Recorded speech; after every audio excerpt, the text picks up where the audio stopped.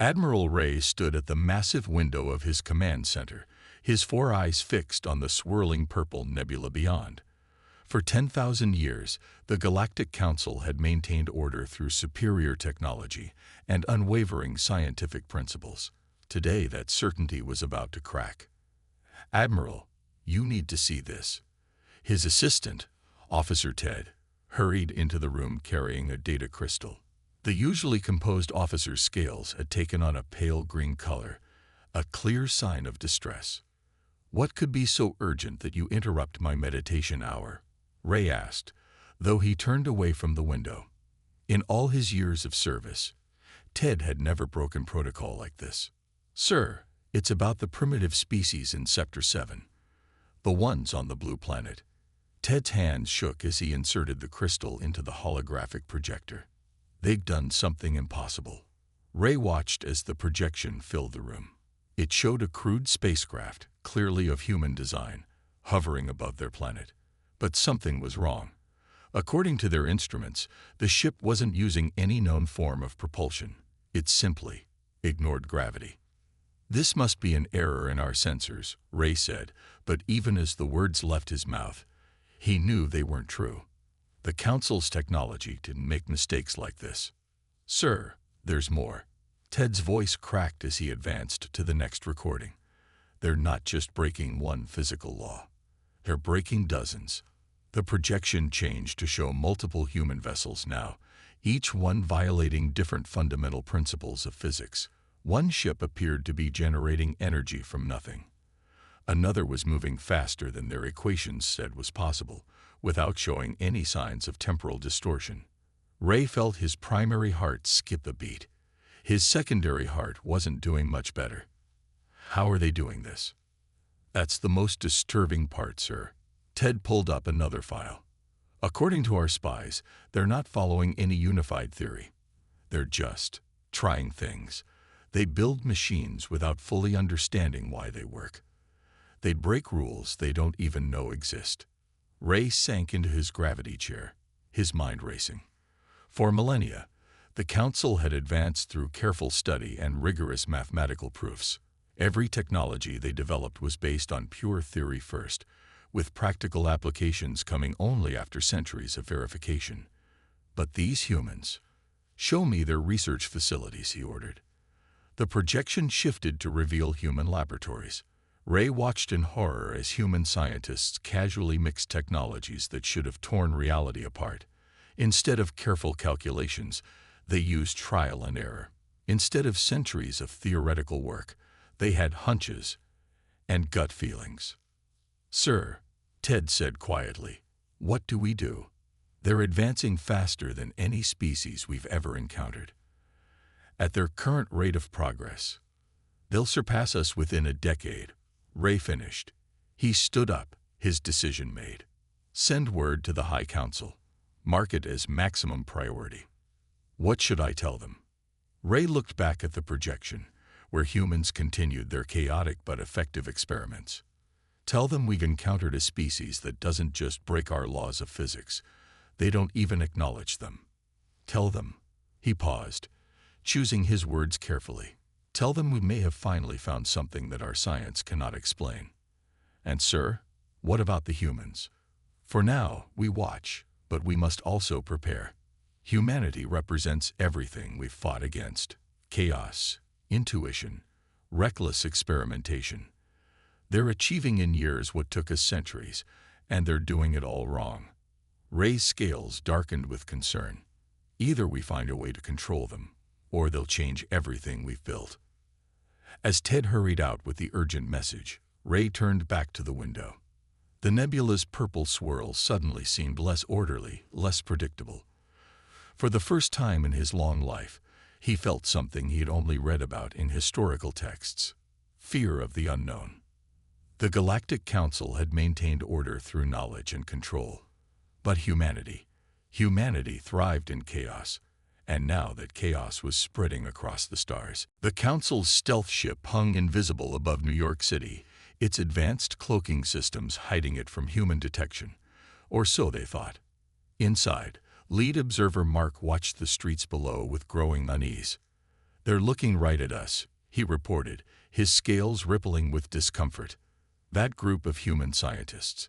They shouldn't be able to detect our presence, but they keep pointing up here." His teammate, Observer Pete, checked their cloaking systems for the 100th time. "All systems are working perfectly. It's impossible for their primitive technology to spot us." "Tell that to the humans," Mark replied, zooming in on the group below. The humans weren't just looking. They were taking measurements with crude devices that seemed cobbled together from spare parts. A sudden beep from their sensors drew their attention. "Energy spike from the human facility," Pete reported. They're activating something." Before their eyes, a shimmer appeared in the air near the human scientists. It looked like a rough, unpolished version of their own cloaking technology, except it was working on principles their sensors couldn't fully understand. "Send a priority message to Admiral Ray," Mark ordered. "The humans aren't just breaking physics anymore. They're inventing new versions of our most advanced technology through pure trial and error." The next week brought more disturbing discoveries. The stealth ship visited research centers around Earth, and each location showed humans casually wielding forces they shouldn't have been able to understand. In a small lab in Japan, researchers had built a gravity manipulation device using parts from old smartphones. At a university in Germany, students were experimenting with faster-than-light communication using modified gaming consoles. A garage workshop in India had somehow created a working energy shield using recycled microwave parts. "This isn't science," Pete complained as they observed a teenage human accidentally discover a new form of quantum tunneling while trying to improve his internet connection. "They're not following any of the proper procedures. They don't even have a unified theory of how these things work." Mark watched as the young human celebrated his discovery by sharing his designs online for others to improve upon. Maybe that's why they're advancing so quickly. They're not afraid to fail. They try things we'd never even consider because our theories say they're impossible. Their mission reached its crisis point during an observation of a military research facility. The humans below were testing what looked like a simple projectile weapon, until it fired a bullet that ignored the laws of thermodynamics, conservation of energy, and several fundamental constants the Council had believed were unchangeable. "How?" Pete whispered, his scientific training failing to explain what they were seeing. "How are they doing this?" Mark thought about everything they'd observed over the past week. They don't care about how. They care about what works, and somehow. He paused, struggling with the implications. Somehow, reality seems to bend to accommodate their experiments, even when our science says it shouldn't. The final report they sent to Admiral Ray was the shortest in Council history. "The humans are not bound by our understanding of universal laws. They create what they imagine, and the universe complies. Recommendation: either eliminate them immediately, or accept that everything we know about science may be wrong." As their ship prepared to return home, Mark took one last look at the Earth below. The humans were still working, still experimenting, still breaking rules they didn't know existed. And for the first time in Council history, an observer found himself wondering if perhaps the Council's careful, theoretical approach to science had actually been holding them back all along. "May the stars help us all," he muttered as Earth disappeared behind them. "Because if we can't stop them, humanity is about to rewrite the laws of the universe." The Council's first contact fleet appeared over Earth's major cities in perfect formation, their massive ships blocking out the sun in a deliberate show of force. Admiral Ray stood on the bridge of the flagship, watching the human reactions on multiple screens. He expected panic. He expected fear. He got neither. Instead, thousands of humans pointed their phones up at the ships, taking pictures and videos. News reporters spoke excitedly about humanity's first alien contact. And most worryingly, scientists around the world were already taking readings with their crude but effective instruments. "Sir," Officer Ted reported, "the humans are broadcasting a message to us. They're using every possible frequency, even some we thought were impossible to communicate on." "Put it through," Ray ordered, his scales tightening with anxiety. The message was simple. Welcome to Earth. We come in peace and hope you do too. Would you like to land and talk? We have coffee. Before Ray could respond, another officer called out in alarm. Sir, they're scanning our ships with some kind of energy we've never seen before. It's going right through our shields. Ray watched in disbelief as human devices gathered data about their fleet's supposedly impenetrable defenses. Send the warning message. Now. The Council's carefully crafted ultimatum played on every human communication device. Primitive species of Earth, your reckless experiments threaten the stability of the galaxy. Submit to Council authority or face immediate consequences. You have 1 hour to comply. The humans took exactly 3 minutes to respond. Their message came from something called the International Science Coalition. Dear space friends, it began, making Ray's scales itch at the informal tone. We're excited to meet you. We've reviewed your ship designs from our scans, and we have some suggestions for improving your efficiency by about 300%. Would you like to discuss technological exchange? P.S. Your shields have a weird vulnerability to concentrated radio waves. We can help you fix that. They dare to. Ray's voice trailed off as warning signals blared across the bridge. Human ships were rising from hidden bases around the planet. But these weren't the crude vessels they'd observed earlier. These ships bristled with weapons and technology that made his science officers gasp in horror. Impossible, one officer whispered. Those ships are using at least 5 different technologies that shouldn't be able to work together. The energy patterns should tear them apart. They're powering up something, Ted reported, his voice shaking. It's like nothing we've ever seen. A human voice came over their comms again. This is Commander Jack of Earth Defense. We're going to demonstrate something we call an electromagnetic pulse, modified for multi-dimensional effect. Don't worry, it won't damage your ships. It'll just shut down all your systems for about an hour. We figure that's enough time for you to rethink this submit or else approach. Ray had just enough time to shout evasive action before a wave of energy washed over their fleet. One by one, the mighty Council ships went dark, held in place only by Earth's gravity. As his own flagship systems shut down, Ray watched the human vessels take up position around them, not to attack, but to prevent their ships from falling into the ocean below. The final message from Earth came just before his communication system died. When your ships come back online, let's start over. We'll bring coffee and donuts to the peace talks. And maybe you can explain why you think physics has to follow your rules, because honestly, we're curious about that part. In the darkness of his powerless bridge, Admiral Ray realized that the Council's first contact plan had gone horribly wrong. They had come to intimidate a primitive species. Instead, they'd just started a conversation that would change the galaxy forever. 2 weeks after the failed intimidation attempt, Admiral Ray watched in stunned silence as human engineers took apart a Council scout ship. The Council had agreed to a cultural exchange, but this wasn't what they had expected. The humans didn't just study the alien technology. They improved it. Look at this, Admiral, Dr. Thompson said, pointing to a holographic display. The human scientist's excitement was clear in her voice. Your power cores are amazing, but they're way too careful. If we adjust the containment field like this. She made a few quick changes to the design. The power output doubled instantly. But that's not possible, Ray protested. The containment algorithms took us 3 centuries to perfect. You can't just change them. Why not? Dr. Thompson asked, genuinely curious. The energy wants to flow this way naturally. Your algorithms were forcing it into a more difficult path. Before Ray could respond, a commotion broke out across the research facility.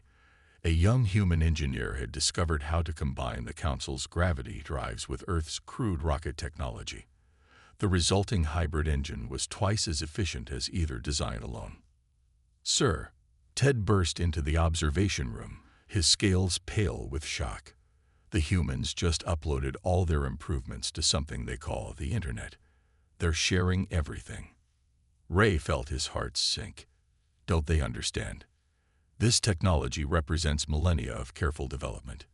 It can't be just given away. Actually, Dr. Thompson said, looking up from her work, we found several flaws in your base designs. Keeping them secret probably stopped anyone from fixing them sooner. Our open source approach means thousands of minds can work on improvements simultaneously. Throughout the facility, humans continued their work. They didn't treat council technology with the reverence Ray expected. Instead, they treated it like any other tool, something to be used, improved, and shared. In one corner, a team had stripped down a council medical scanner and rebuilt it using parts from old smartphones. Not only did it still work, but it could now detect diseases the original version couldn't. How? Ray asked, watching a human teenager successfully combine three incompatible technologies. How do you do this without understanding the underlying theories? Oh, we understand the theories, Dr. Thompson replied, surprising him. We just don't let them limit us. Theory should explain what works, not restrict what we try. A loud cheer erupted from the weapons research section. Ray hurried over, followed by Ted. A human weapons expert had just finished modifying a council defense shield. Instead of simply blocking attacks, it now absorbed enemy fire and converted it into usable energy. Sir, Ted whispered, they've accomplished more in 2 weeks than our research division has in 50 years. The council won't be able to contain this. Ray knew he was right. Across Earth, similar facilities were making similar breakthroughs. Humans took council technology apart, understood it, improved it, and shared their improvements with everyone. They didn't care about patents, proprietary rights, or the proper order of scientific development. Send word to the council, Ray ordered quietly. Tell them humanity isn't just copying our technology. They're reinventing it, making it better. And he paused, watching Dr. Thompson casually break another law of physics. They're doing it faster than we can keep up. What will the council do? Ted asked. Ray looked around the facility one more time. Humans weren't just learning their technology. They were surpassing it. The council has 2 choices, he said grimly. Accept that their way isn't the only way, or try to stop a species that just proved they can improve our best technology in weeks. He already knew which choice the council would make, and he knew it would be a terrible mistake. The council attack began at dawn. 5,000 ships appeared in perfect formation above Earth, their weapons charged. The council had spent 3 centuries perfecting these battle tactics. They expected the fight to last less than an hour. They were wrong. Multiple human vessels appearing. Ted shouted from his station on the command ship. They're coming out of nowhere. Admiral Ray watched as Earth's defense fleet seemed to materialize from empty space. The humans had taken the council's cloaking technology and somehow made it work better. But that wasn't what made his scales turn pale. Sir, Ted's voice shook. They're ships. They're all different. None of them match any known design. He was right. Each human ship was unique, as if they'd let every captain and crew modify their vessels however they wanted. Council doctrine called for uniformity. Humanity embraced chaos. Begin the attack pattern, the High Council representative ordered. Our superior coordination will overwhelm them. The Council fleet moved as one, launching a massive energy barrage that should have annihilated the human ships. Instead, the human vessels scattered in seemingly random directions. Their shields, jury-rigged combinations of Council and Earth technology, didn't just block the attacks, they absorbed them. Impossible. The Council representative shouted. Our weapons are based on perfect mathematical principles. Sir, Ted called out. The humans are using our own energy attacks to power their weapons. Before the Council fleet could regroup, the human ships struck back. Each vessel used different weapons, different tactics. There was no pattern to predict, no formation to counter. Some ships phased through Council shields as if they weren't there.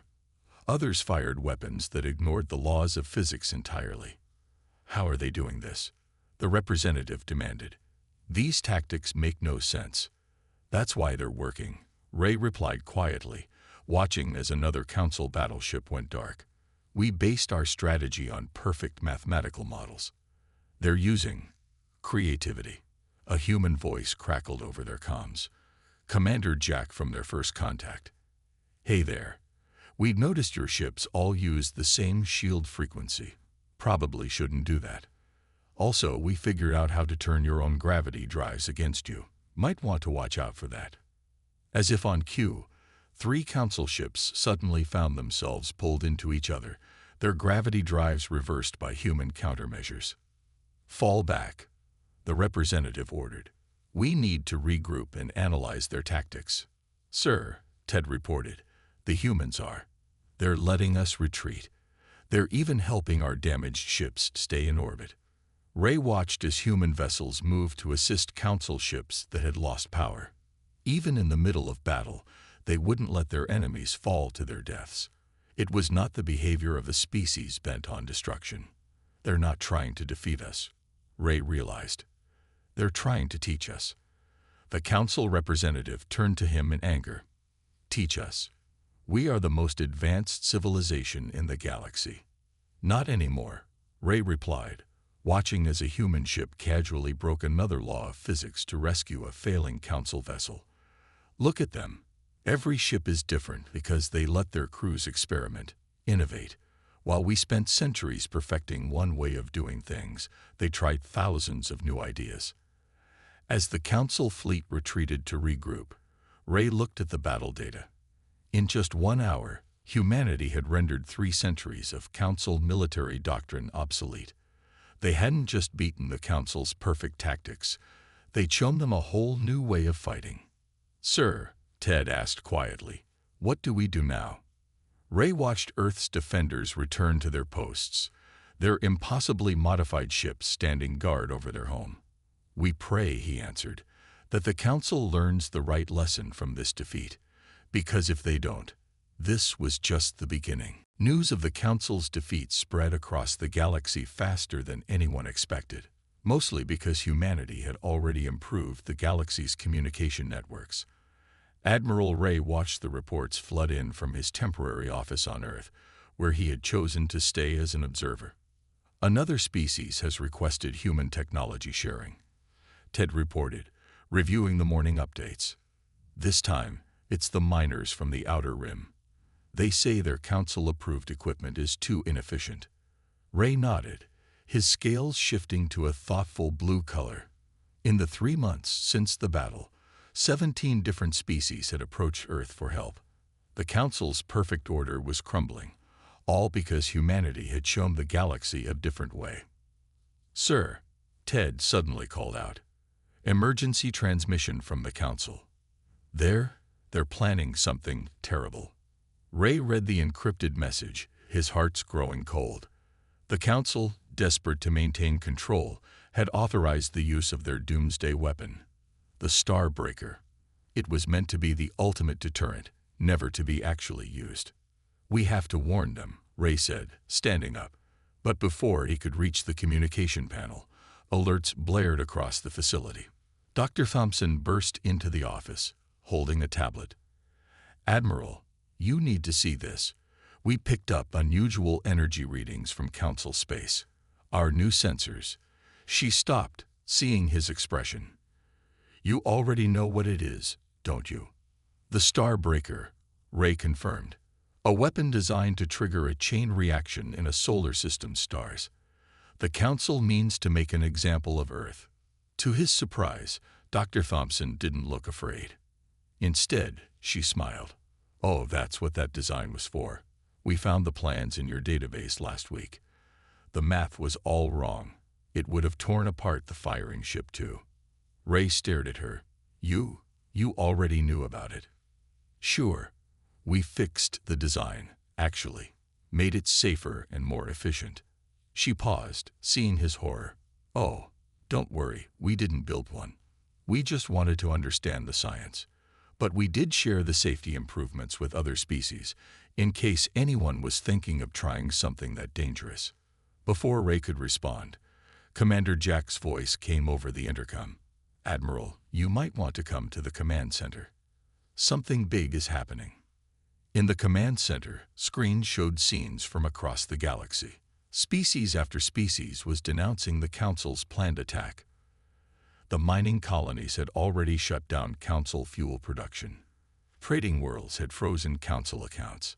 Even the Council's own military vessels were breaking formation, refusing to participate in what they now recognized as a suicidal mission. "You see, Admiral," Commander Jack said, gesturing to the screens, "we didn't just share technology. We shared ideas. The idea that progress doesn't have to be perfect to be good. That cooperation works better than control." "The Council will fall," Ray realized, watching more systems declare their independence. "Maybe that's not a bad thing," Dr. Thompson suggested. "Look at how much progress we've made just by working together. Imagine what the whole galaxy could do if everyone was free to innovate." A new message flashed across the screens. The Council's inner circle was calling for an emergency session. They were facing something they'd never encountered before, a galaxy that no longer believed in their perfect order. "Sir," Ted asked quietly, "what will you do?" Ray looked around the room, at humans and aliens working together, sharing ideas, breaking rules that didn't make sense. He thought about his centuries of service to the Council's rigid principles, and about everything he'd learned since meeting humanity. "I'll tell them the truth," he decided. "The galaxy doesn't need a council to enforce order.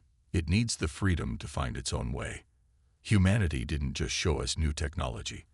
They showed us a new way to think.